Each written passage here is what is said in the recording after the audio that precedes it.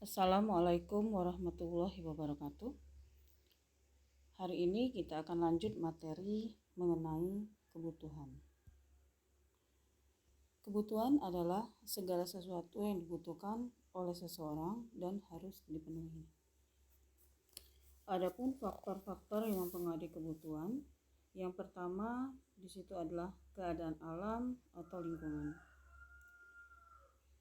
Kebutuhan akan pakaian bagi individu atau masyarakat yang tinggal di daerah kutub tentu berbeda dengan individu yang tinggal di daerah tropis.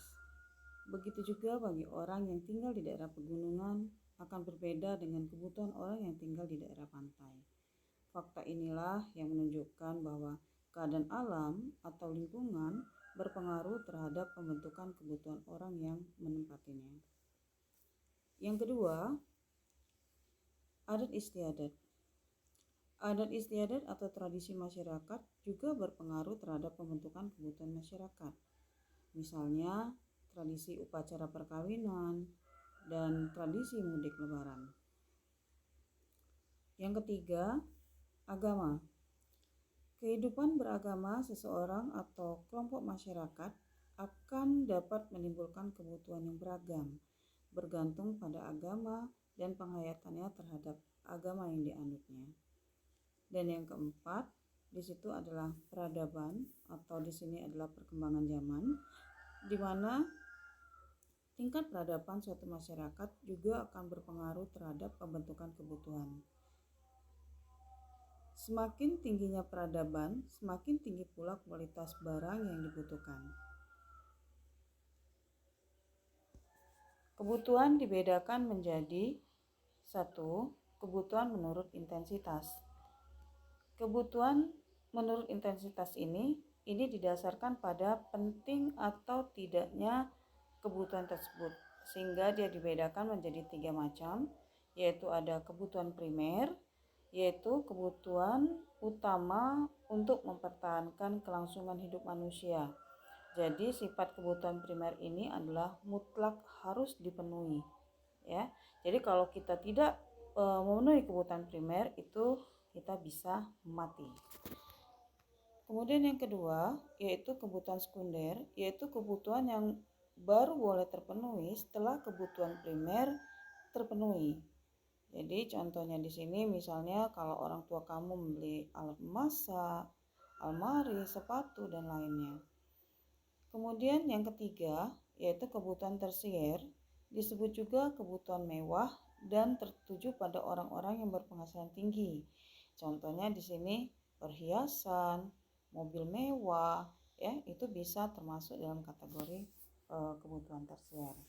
Kemudian yang kedua, kebutuhan menurut waktu itu dibedakan menjadi satu, kebutuhan sekarang, yaitu kebutuhan yang tidak dapat ditunda lagi pemenuhannya. Misalnya saat kamu sakit harus membutuhkan obat, atau ketika temanmu dahaga harus segera diberi minum.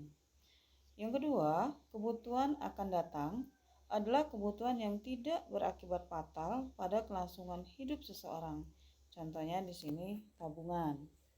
Yang ketiga, kebutuhan tidak terduga harus dipenuhi ketika terjadi sesuatu yang sifatnya tiba-tiba. Misalnya ada anak tetangga yang mengalami kecelakaan bersepeda, maka ia harus segera dibawa ke rumah sakit. Yang keempat, kebutuhan sepanjang waktu adalah sesuatu yang tidak berbatas dalam pemenuhannya. Contoh, mudahnya belajar. 3. Kebutuhan menurut sifat itu dibedakan menjadi 2 macam. Ada kebutuhan jasmani, yaitu kebutuhan yang dirasakan oleh fisik atau jasmani manusia, seperti berolahraga. Kemudian yang kedua, kebutuhan rohani adalah kebutuhan yang tidak tampak secara nyata, sebab kebutuhan ini dirasakan secara batiniah, yang akan menyebabkan perasaan gembira, lega, dan lain sebagainya. Jadi contohnya di sini adalah misalnya kasih sayang dari orang tua, atau kita menjalankan ibadah, misalnya pada saat kita selesai sholat itu ada rasa kesenangan tersendiri, gitu ya. Kemudian yang keempat, kebutuhan menurut subjek dibedakan menjadi dua macam, yaitu ada kebutuhan individu, yaitu kebutuhan yang merupakan kepuasan pribadi. Jadi yang namanya kebutuhan individu ini kebutuhan yang memang dirasakan oleh individu yang bersangkutan. Jadi memang dibutuhkan oleh individu tersebut kayak gitu ya. Jadi misalnya seorang pelajar membutuhkan seragam, buku dan alat tulis ya. Kemudian yang kedua, kebutuhan sosial adalah kebutuhan yang bisa bermanfaat untuk kelompok atau orang banyak. Jadi tujuannya agar bisa lebih sejahtera, tertib dan aman. Jadi contoh dari kebutuhan ini adalah rumah ibadah atau rumah sakit. Nah, itu masuk dalam kategori kebutuhan sosial. Nah, dari pembagian macam kebutuhan tadi, ini kalau kita buat ke dalam skema, ini bisa kalian lihat, ini ada macam-macam jenis kebutuhan ya.